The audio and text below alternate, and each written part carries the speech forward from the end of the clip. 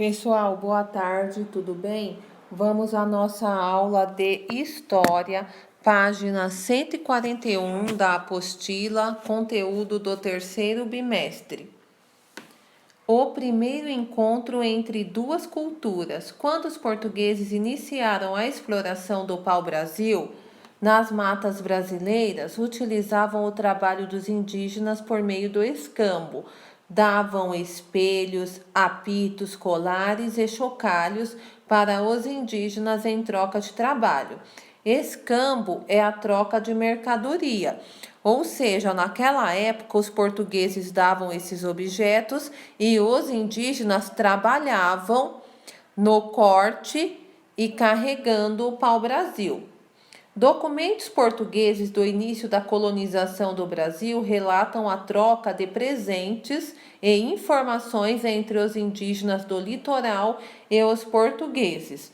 Abaixo nós temos o mapa, que esse mapa é um documento histórico. Ele registra não apenas a configuração do litoral brasileiro, mas também o relacionamento entre os povos que habitavam o litoral do Brasil e os exploradores portugueses. Então, esse mapa retrata um período onde o litoral brasileiro era habitado por indígenas e os exploradores portugueses também habitavam a mesma região. Na página 142, nós vamos realizar a leitura e vocês irão responder duas questões de resposta pessoal. No início, os europeus e os indígenas tinham um relacionamento pacífico, mas com o passar das primeiras décadas e com o interesse na exploração e na ocupação das terras, os portugueses passaram a usar da violência contra os indígenas. Esse comportamento violento seguiu por séculos, resultando no pequeno número de indígenas que existem hoje. Os europeus criaram uma visão errada a respeito dos indígenas, acreditavam que eram superiores a eles e, portanto, deveriam dominar e colocar os indígenas a serviço deles. Acreditavam também que deveriam converter os indígenas ao cristianismo e fazer com que eles se adaptassem à cultura europeia. Foi assim que, aos poucos, alguns grupos foram perdendo a cultura e também a identidade. O que é muito triste, pois é uma cultura riquíssima e nós percebemos que, além da diminuição de indígenas nas terras brasileiras, alguns grupos já não preservam mais essa cultura. Então, agora vamos à primeira pergunta. Quando outros povos têm costumes diferentes dos nossos, significa que eles estão errados? Por quê? Aí você responde aí, de acordo com o seu entendimento. 2. Deem exemplos de costumes de outros povos que são bastante diferentes dos nossos. Então, além dos costumes dos povos indígenas, cite alguns exemplos de costumes de outros povos que é bem diferente do nosso. Na página 143, nós temos leia esta notícia. Os indígenas isolados. Nas profundezas da floresta amazônica, no Brasil, vivem grupos indígenas que não têm contato com o mundo exterior. Madeireiros ilegais e fazendeiros estão invadindo suas terras e trazendo doenças. Eles não sobreviverão a menos que isso pare. A Amazônia brasileira é lar para um grande número de povos isolados, mais do que em qualquer outro lugar do mundo. Segundo a Fundação Nacional do Índio, FUNAI, acredita-se que existam pelo menos 77 grupos de indígenas isolados na parte da floresta amazônica. A decisão desses indígenas de não manter contato com outros povos e não indígenas é quase certamente resultado de anteriores encontros desastrosos e da contínua invasão e destruição de sua floresta. Um relatório recente aponta que alguns indígenas estão abandonando suas terras devido ao barulho e à poluição das obras de construção das hidrelétricas.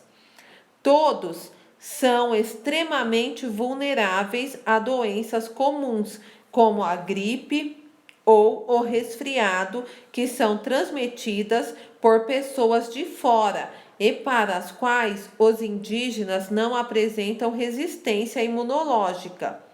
Esses são bons motivos para evitar o contato.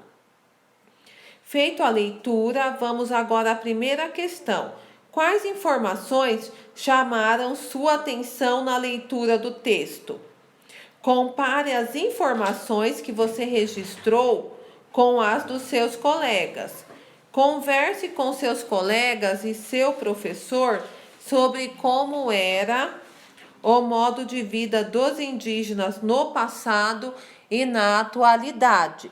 Nós não podemos deixar de destacar que houve um período em que o relacionamento dos indígenas com os portugueses era tranquilo, era pacífico, mas ao decorrer do tempo muitas coisas foram acontecendo, então começaram a surgir os conflitos, alguns grupos se espalharam, houve muita morte também, muitos indígenas morreram por ataques, morreram por doenças. E, além do mais, perderam sua cultura. Alguns grupos permaneceram, mesmo em menos quantidade, porém não conseguiram preservar a sua cultura por conta da influência causada por povos não indígenas.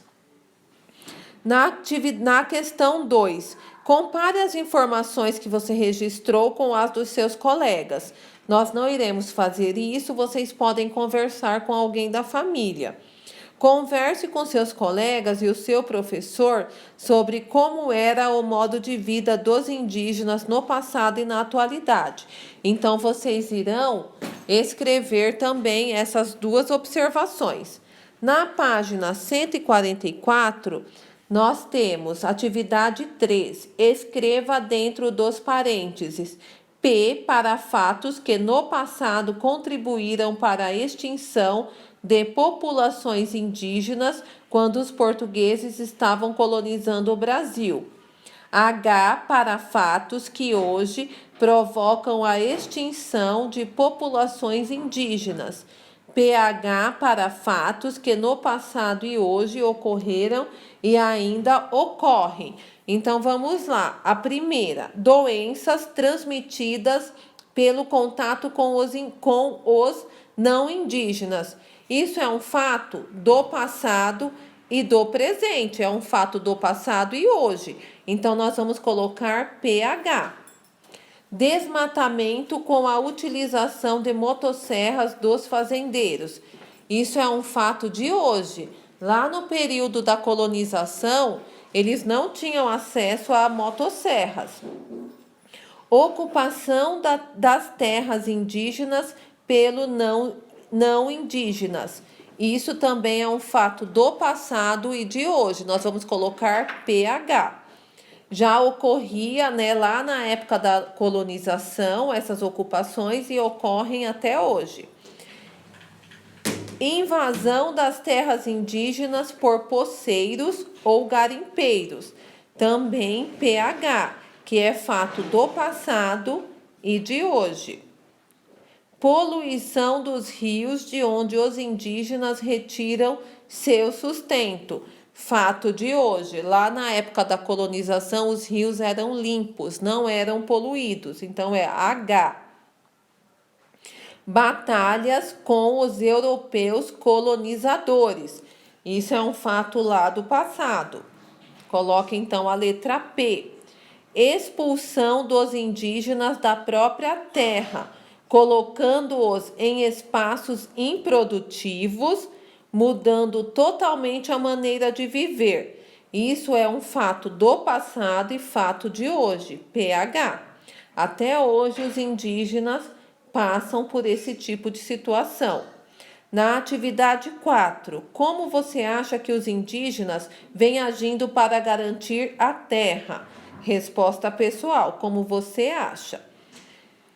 Atividade 5, resposta pessoal também. Em sua opinião, só hoje os indígenas lutam pelos próprios direitos? Atividade 6, também resposta pessoal. O que você acha dessa luta dos indígenas? Atividade 7. Qual a reação dos indígenas em relação aos não indígenas no passado e no presente? Como vocês acham que os indígenas se sentem com relação, aos não indígenas do passado e de hoje? Com relação aos não indígenas do passado, eu acredito que eles tenham um sentimento de revolta, de tristeza, pelo fato da exploração e da invasão das suas terras. E no presente, eu acredito que seja a luta pelos direitos, pelo espaço, pela qualidade de vida que eles tanto buscam. Na página 145, nós temos: somos um povo com muitas línguas. No Brasil não se fala só português. Temos aqui vários povos que falam línguas diferentes da língua portuguesa. Exemplo desses povos são os povos indígenas que ainda mantêm a cultura. Leia o texto a seguir para saber mais sobre esse assunto. Línguas indígenas no Brasil. De acordo com o censo 2010 do IBGE, existem no Brasil 896,9 mil indígenas, integrantes de 305 etnias, das quais a maior é a ticuna, ou seja, 6,8% da população indígena brasileira. Embora a língua oficial do Brasil seja o português, existe cerca de 274 línguas indígenas faladas no país, sem contar as de indígenas isolados, que por estarem sem contato com a sociedade, não puderam ainda ser conhecidas e estudadas. Estima-se que, na época do descobrimento do Brasil, havia 1.300 línguas indígenas diferentes.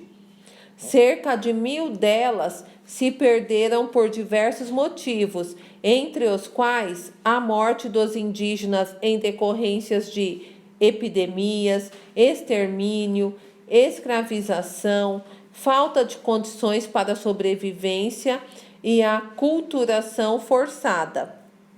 As línguas são agrupadas em famílias linguísticas, que, por sua vez, são reunidas em troncos linguísticos, levando-se em consideração as semelhanças e diferenças entre si.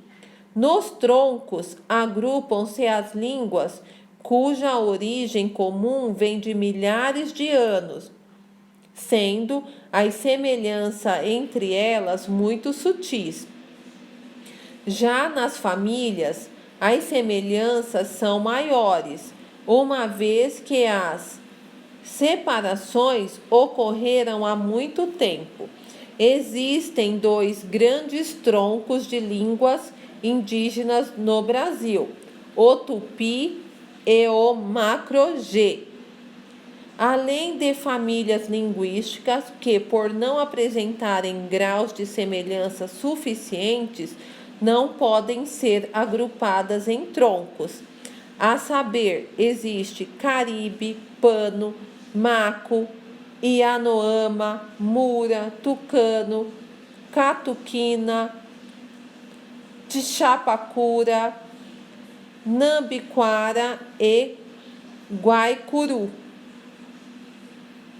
O convívio permanente dos indígenas com a sociedade faz com que eles acabem por perder sua língua original, passando a falar apenas o português.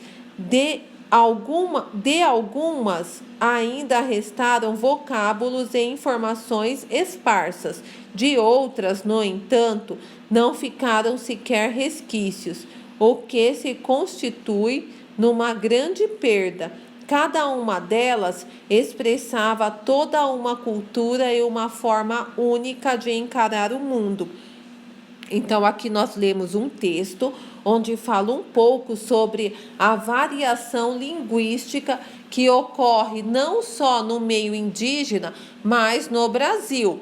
Então, no meio indígena, nós não podemos acreditar que todos falavam a mesma língua. Cada grupo tinha a sua própria linguagem. Tanto é que nós tínhamos mais de 1.300 línguas indígenas diferentes.